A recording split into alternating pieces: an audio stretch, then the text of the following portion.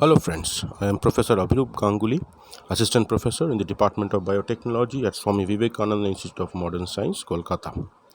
Well, welcome to my YouTube channel. As you know, I keep posting videos regarding educational stuff, especially in the field of biological sciences. Today, I'll be discussing about a particular and a very important cellular organelle, which is also known as the powerhouse of the cell, that is mitochondria. Let us see what is there installed for us.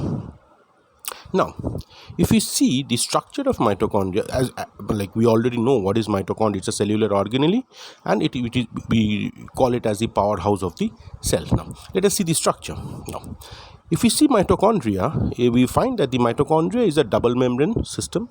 That means it has two membrane coverings, one the outer membrane and another is the inner membrane. Now, the outer mitochondrial membrane and these two are separated, the outer and the inner mitochondrial membranes are separated from each other by an intermembrane space.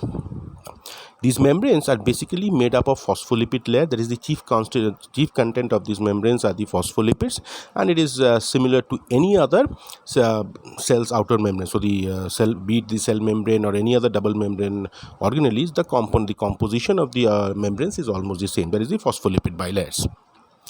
Now, the inner membrane forms numerous folds, which are known as the cristae.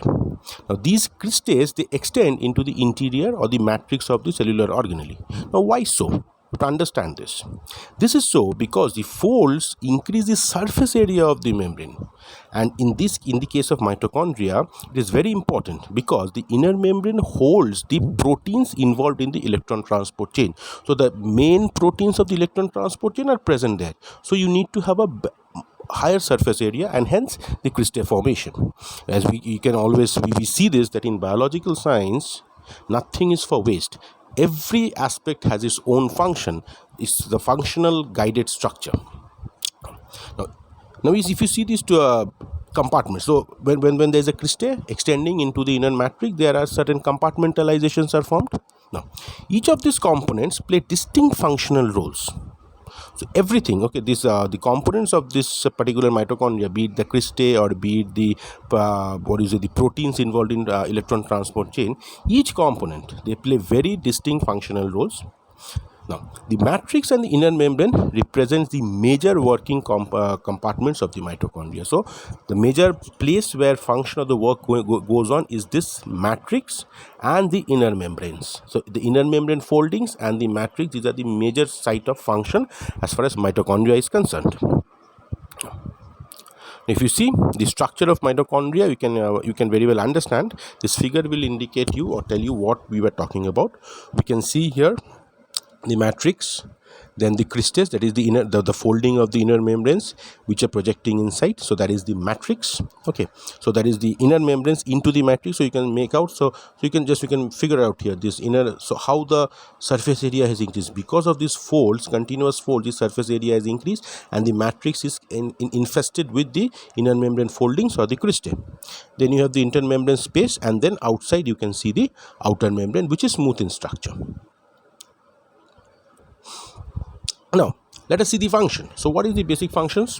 So, mitochondria produce ATP through process of cellular respiration. Obviously, that is the major function. And if you talk about, and this function is more specific in case of aerobic respiration, because aerobic respiration requires oxygen. Okay. Now, the citric acid cycle or the Krebs cycle takes place inside the mitochondria. So we have already in biochemistry, we have already studied about the citric acid cycle or the Krebs cycle, and the location where they actually happen is mitochondria. This cycle involves, so what happens in the cycle? The cycle involves the oxidation of pyruvate, which comes from glucose, to form the molecule acetyl coenzyme A. Acetyl coenzyme A is in turn oxidized with ATP. ATP is produced. So we have seen the cellular respiration takes place in a part of it takes place inside the cytosol and a part takes place inside the mitochondria. So which one is till the formation of the acetyl coenzyme A, that is from glucose to acetyl coenzyme A, that is the that happens inside the what do you call the cytoplasm? We call it as the glycolysis. And then the end product of it is acetyl coenzyme A, which enters the mitochondria, and then further oxidation of the acetyl coenzyme A, leading to the formation of ATP. That part is, so acetyl co to oxygen formation, ATP formation, ATP formation takes place inside the mitochondria. Now, the citric acid cycle, what are the stepwise things that happens in the citric acid cycle inside the mitochondria?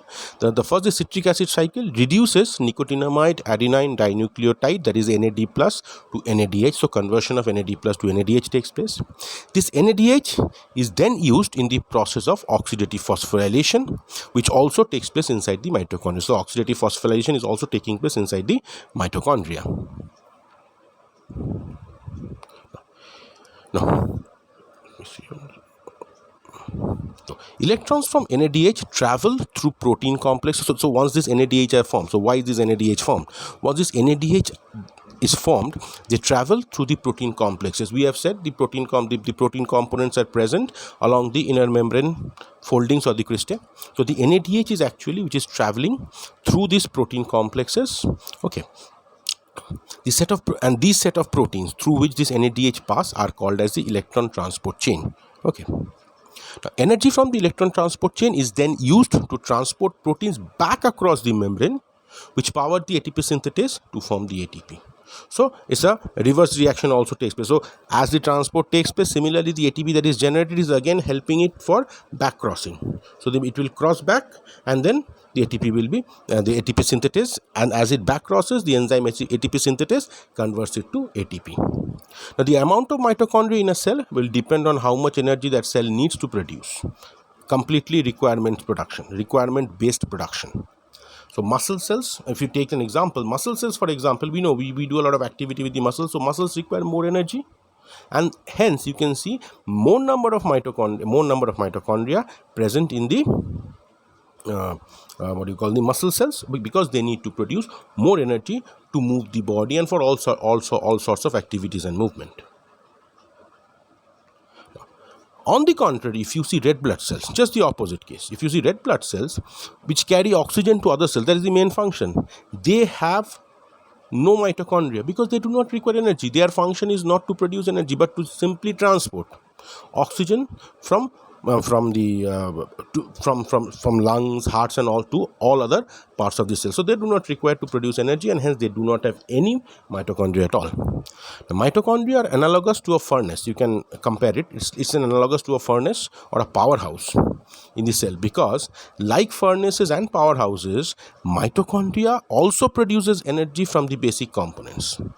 Okay, and in this case the molecules that have been broken down so that they can be used. So if you see here, the complex components like the carbohydrate, the glucose, has been broken down to release the energy which is present inside them. So when a compound is formed, the energy gets stored within that, and when you break that, you release the energy. So that is what is actually happening in mitochondria, and the same thing happens in any furnace for that matter, or any powerhouse for that matter, and hence we call it as a powerhouse of the cell.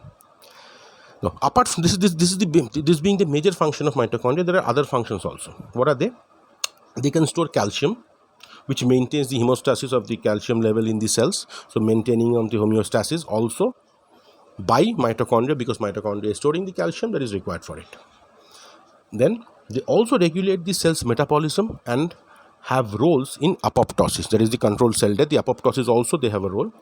Cell signaling, they have a function, and even thermogenesis, that is the heat production. So all these functions are related with energy, and since this being the powerhouse of the cell, what we get is it is linked with all other functions apart from the major function of energy production or energy breakdown. Okay. Now let us come to the next thing, that is which is very interesting about mitochondria, that is called as the biogenesis of mitochondria. Now, it is believed that mitochondria have evolved from free-living bacteria that developed into a symbiotic relationship with a prokaryotic cell.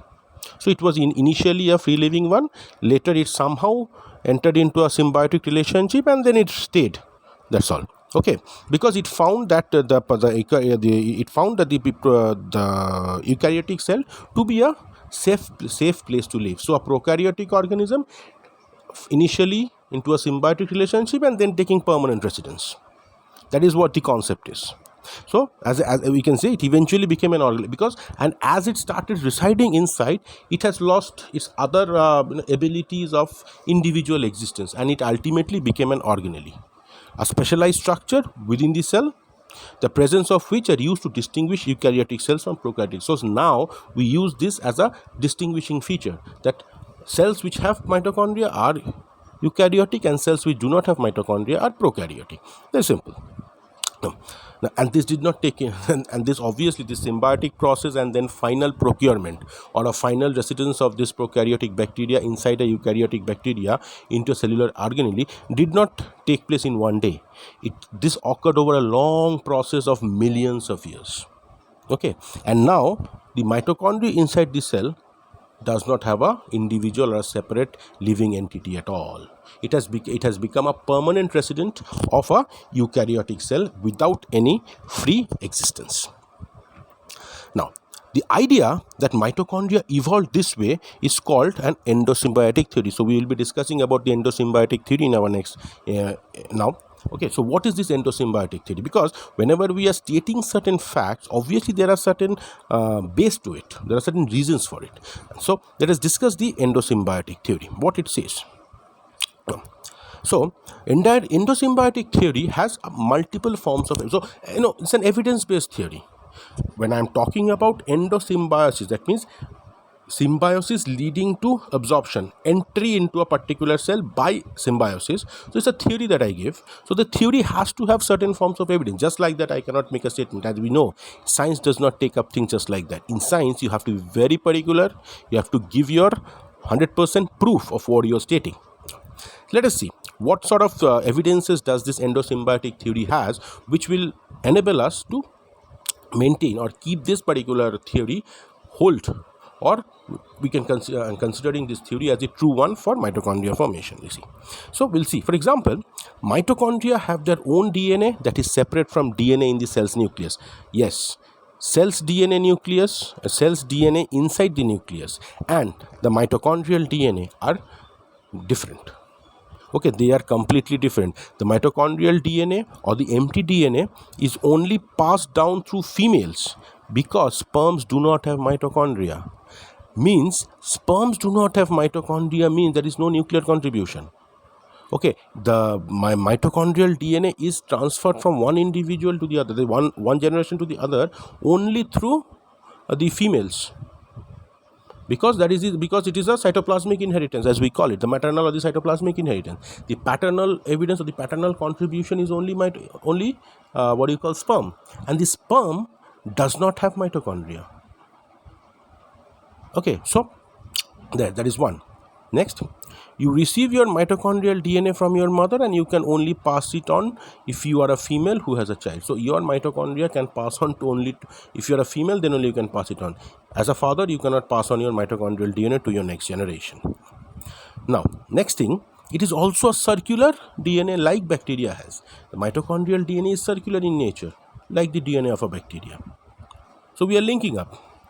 Another form of evidence is the way new mitochondria are created in the cell. So how does this happen? New mitochondria only arise from binary fission. Okay, that is splitting. A binary fission, that is simply splits, and that is the way bacteria reproduces. That is the way a bacterial reproduction takes place. Bacteria also reproduces asexually through this process, just splitting or fission. Fission, not fusion, fission. Just the opposite of fusion is fission. So it just simply splits off. And mitochondria also, new mitochondria is generated is also by the same process. So the asexual reproducing capability of a bacteria is the same as we see in formation of new mitochondria from an old mitochondria.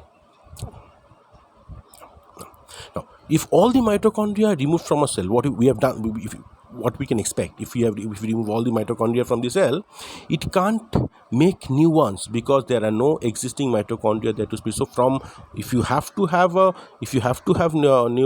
mitochondria, and old mitochondria has to be there. So if you remove all the mitochondria, new mitochondria cannot be formed. So which indicates that it is a splitting in nature. It is splitting in nature, so it splits. Now, Next, let us see the genome. If we see the genome of mitochondria and we compare it with Rickettsia bacteria. Okay, now what is this Rickettsia bacteria? We all know that is a bacteria which causes the spotted fever and the typhus disease. Okay, now when comparing them, what we find that the sequences are so similar that it suggests that mitochondria are closely related to Rickettsia. So the genomic sequences of Rickettsia and that of mitochondria are very, very, very similar, and they are so similar that we feel that they are related, they are closely related. Again, another evidence to prove or to support our endosymbiotic theory of a prokaryotic organism getting into an eukaryotic cell and started living inside it, losing its individual entity and becoming a specialized cellular organelle. Okay. Chloroplast, the organelle in plants where we find photosynthesis is actually taking place, they are also thought to have they also have the same type of formation theory. Okay, the same endosymbiotic theory. Okay. So because the reasons are very simple, they also have separate circular DNA, they also have double membrane structure, and they also split to. So chloroplast and mitochondria, these are the two cellular organelles which shows all these characteristics. There is separate circular DNA, the double membrane structure, and also splitting. Okay, and also splitting, that is by binary fission. So the same characteristics of a bacteria you can see in mitochondria as well as in chloroplast. Okay, so with that we can understand that the similarity between mitochondria and the chloroplast as such, they give all evidences of endosymbiosis. So we can very easily conclude that mitochondria, the powerhouse of the cell, is actually a once upon a time was actually a free-living bacteria. And if we compare the genomic sequences with Rickettsia, we find the similarity. So we can also conclude that they were somewhere close relatives of Rickettsia bacteria, which somehow came into an symbiotic relationship with an eukaryotic cell, and then slowly, because of a very good and comfortable environment and safety, the particular bacteria started residing inside the eukaryotic cell and took a permanent shelter inside it, losing all its individual entity characteristics and retaining only a specialized functions required for survival. In case of mitochondria, it is the respiratory process. So respiration, okay, that is breaking down of complex food into simpler ones and thereby producing energy. Okay, so this is what in nutshell mitochondria is all about. Thank you for listening to me with patience, and I'll be keeping please do subscribe my channel, and if you like the video, please give a like, please press the like button, and please do subscribe my channel. Thank you for your patience. Keep waiting, the next video will be soon on. Thank you.